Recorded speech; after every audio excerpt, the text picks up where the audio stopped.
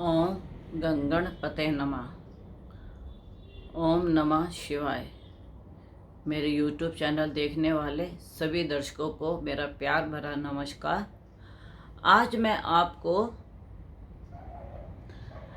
जो गुरु परिवर्तन हो रहा है इसका गोचर से क्या प्रभाव किस राशि पे पड़ेगा और कैसे कैसे ग्रहों के गोचर बदलने से हमारे जीवन में क्या क्या परिवर्तन होता है, किसकी कुंडली में क्या असर पड़ेगा, यह मैं सब आपको बताऊंगी।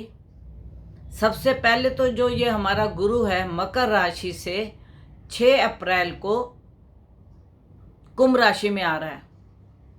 कुंभ राशि शनि की मूल त्रिकोण राशि है और गुरु का मंगल और राहु के ऊपर से चंडाल योग भी खत्म हो जाएगा।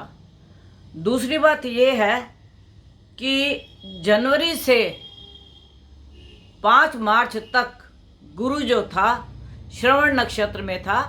श्रवण नक्षत्र का मतलब चंद्रमा के नक्षत्र में और गज केसरी योग बना रहा था। जब चंद्रमा के साथ गुरु का योग बनता है तो उसे गज केसरी योग कहते हैं। और अगर गुरु किसी का बहुत अच्छा होगा कुंडली के अंदर त्रिकोण में या लाभ स्थान में या केंद्र में कहीं बैठा होगा और गज केसरी योग बना रहा होगा तो उसको उस प्रकार के लाभ मिलेंगे।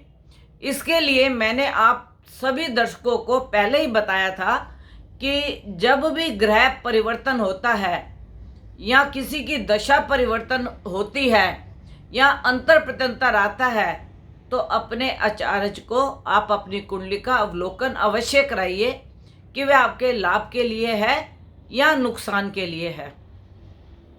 अब जब ये श्रवण नक्षत्र में था तो गज केसरी योग से कईयों को तो बृहस्पति का बहुत अच्छा फायदा मिला होगा और जिनका बृहस्पति अच्छी जगह पे नहीं बैठा होगा, अष्टम में बैठा होगा, द्वादश में बैठा होगा या छठे घर में बैठा होगा, ऐसे लोगों को किडनी की, लीवर की, डायलिसिस की ऐसी प्रॉब्लम आई होगी और ऐसे में कईयों ने अपने जीवन से हाथ भी धोया होगा।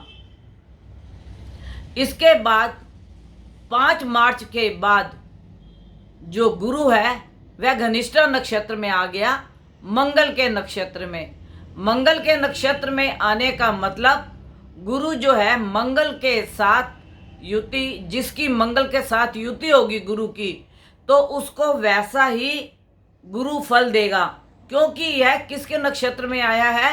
मंगल के। घनिष्ठा नक्षत्र मंगल का होता है और यह मैं अपने दर्शकों को बहुत बार बता चुकी हूँ कि जब भी कोई ग्रह किसी नक्षत्र में जाता है तो उस नक्षत्र के मालिक का फल भी वह देता है।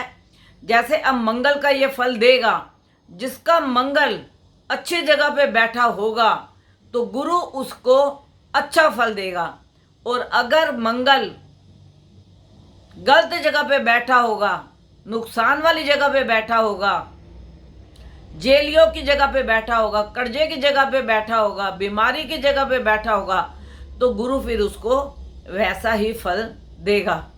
तो इसलिए समय समय पर आप अपनी कुंडली का अवलोकन अवश्य कराइएगा। और अब इसके बाद मैं आपको बताती हूँ कि 5 मार्च से लेके 20 जुलाई तक मंगल जो है घनिष्ठा नक्षत्र में रहेगा, मंगल के नक्षत्र में रहेगा। तो जिन लोगों ने अभी तक अपनी कुंडली अपने आचार्य को नहीं दिखाई है वो दिखा ले क्योंकि मंगल रक्त का मालिक है। ऐसा ना हो कि उन्हें रक्त जैसी कोई प्रॉब्लम आए क्योंकि गुरु उसके साथ, गुरु उसके नक्षत्र में आया है तो वह वैसा ही फल उसको देगा। और इसके बाद मंगल जो है, गुरु जो है वह साताभिषा नक्षत्र में आ जाएगा। साताभिषा नक्षत्र जो है वह राहु का है। राहु है अधर्मी और बृहस्पति है धर्मी। धर्म और अधर्म की लड़ाई होगी। जो लोगों की कुंडली में राहु सातभिषा नक्षत्र का होगा, उनका पूजा पाठ से ध्यान हटेगा, वह पूजा पाठ करनी छोड़ देंगे या उनका उसमें मन नहीं लगेगा। तो इस प्रकार यह जो गोचर के फल होते हैं, यह हमें तत्काल फल देते हैं। जैसे कि आप अपने घर से छोड़ के जिसके घर में बैठे हो, तो गोचर उसका फल देगा कि आप किसके घर में बैठे हो और किस पोजीशन में बैठे हो। गोचर आपको उसी प्रकार का फल देगा। अब जो यह बृहस्पति है, यह आया है कुंभ राशि में, कुंभ राशि की मूल त्रिकोण राशि में 6 अप्रैल को आएगा। और 6 अप्रैल को जब ये आएगा तो ये यहाँ पे रहेगा सितंबर तक। और सितंबर तक रहने का मतलब कि यह कुंभ राशि के बहुत से जो प्रभाव हैं अपने अंदर लेगा और उसी का ये फल करेगा। कुंभ राशि में बृहस्पति के आने से मिथुन, सिंह और तुला राशि वालों को लाभ होगा, क्योंकि यह इसकी त्रिकोण और सप्तमेश राशि बनती है। अगर आप कुंभ से 5वीं राशि गिनेंगे तो मिथुन राशि आएगी, यह इसके लिए लाभकारक होगी। फिर अगर आप 7वीं राशि देखेंगे तो वह आएगी सिंह राशि, तो उसका भी यह लाभ, गुरु उसको लाभ देगा। फिर अगर आप 9वां भाव देखेंगे तो उसमें आती है तुला राशि, तो यह तुला राशि वालों को भी लाभ देगा। पिता के द्वारा, पत्नी के द्वारा, संतान के द्वारा। पंचम घर जो होता है संतान का होता है, सप्तम पत्नी का होता है, नवम पिता का और धर्म का, कर्म का, लाभ का, लक्ष्मी का फल होता है। तो इस प्रकार गुरु कुंभ राशि में बैठ के इन 3 राशियों को बहुत अच्छा फल देंगे। और जैसे जैसे गुरु नक्षत्र को चेंज करेगा समय समय पर, तो मैं आपको उसका अवलोकन कराती रहूंगी कि अब गुरु किस नक्षत्र में जा रहे हैं और किस राशि में परिवर्तन हो रहे हैं।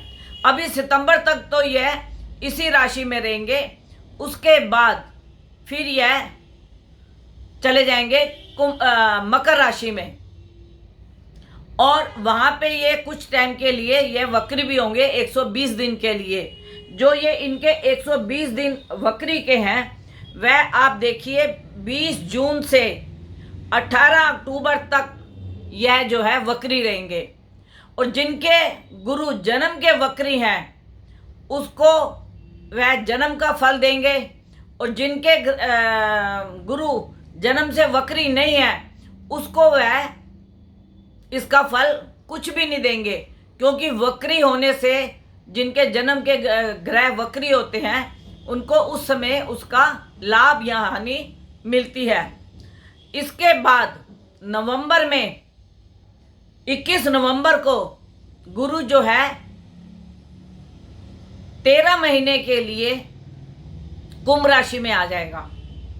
और जब यह कुंभ राशि में आएगा तो यह 2021 से नवंबर से लेके 2022 की नवंबर तक यह कुंभ राशि में रहेगा। और उस वक़्त यह जैसे जैसे नक्षत्रों को चेंज करेगा और जैसे जैसे इसके प्रभाव आएंगे, मैं समय समय पर आपको कुंडली के हिसाब से बताऊंगी। लेकिन मेरे पास आप लोगों की कुंडली नहीं है, मेरे पास मेरे जितने भी दर्शकों की कुंडली है उनको मैं समय समय पर हर ग्रह का अवलोकन कराती हूँ और बताती हूँ। तो अगर आप मेरे से कांटेक्ट करना चाहते हैं तो आप मेरे से 11 बजे से लेके 4 बजे तक 9810930691 पे कांटेक्ट कर सकते हैं, या 9999338366 पे आप मेरे से कांटेक्ट कर सकते हैं। और अगर आपने अभी तक मेरे YouTube चैनल को सब्सक्राइब नहीं किया तो आप सबसे पहले उसको सब्सक्राइब कीजिए, उसके बाद नोटिफिकेशन का बटन दबाइए और उसके बाद आप लाइक पे जाइए। तो जब आप नोटिफिकेशन का बटन दबाते हैं तो मेरी जो भी वीडियो है वह समय समय पर आपको उपलब्ध होती है। और जो लोग अपने अचारज को नहीं दिखा सकते कुंडली या नहीं पूछ सकते, तो कम से कम अपनी कुंडली खोल के वह खुद अवलोकन करें कि उनका गुरु या उनका शनि या उनका मंगल जो भी ग्रह है वह जन्म का किस नक्षत्र में है। और जब मैं प्रेडिक्शन करती हूँ तो वह उससे उसका मिलान कर सकते हैं और उसका जो मैं फलित बताती हूँ वह उस फलित को अपने ऊपर लागू होता हुआ देख सकते हैं। और जब आप इस प्रकार से धीरे धीरे आप अपनी कुंडली का अवलोकन करेंगे तो मुझे ऐसा लगता है कि आपको अपनी कुंडली खुद को देखनी आ जाएगी, आपको किसी आचार्य की ज़रूरत नहीं पड़ेगी। तो मेरा आप सभी से यही निवेदन है कि आप सबसे पहले तो सब्सक्राइब कीजिए और नोटिफिकेशन का बटन दबाइए, जिससे आपको समय समय पर कुंडली का अवलोकन मालूम होता रहे और आप अपनी कुंडली को देखें या अपने आचार्य को दिखवाएं, जिससे आपके ग्रह अच्छा फल देने वाले हैं तो उसका आप लाभ उठाइए। और अगर आपके ग्रह ठीक जगह पे नहीं है तो उसके लिए थोड़ा सा आपको प्रिकॉशन करना पड़ेगा या उस ग्रह का आपको जाप या मंत्र करना पड़ेगा, जिससे कि आपके साथ कोई अनहोनी घटना या कोई ऐसी घटना ना हो जिससे कि आपको किसी प्रकार का कष्ट हो। और मेरी तरफ से आप और आपका परिवार सदा सुखी रहे, प्रफुल्ल रहे और उन्नति करे। और जब भी आपको किसी प्रकार की दिक्कत हो तो आप मेरे से कांटेक्ट कर सकते हो। नमस्कार।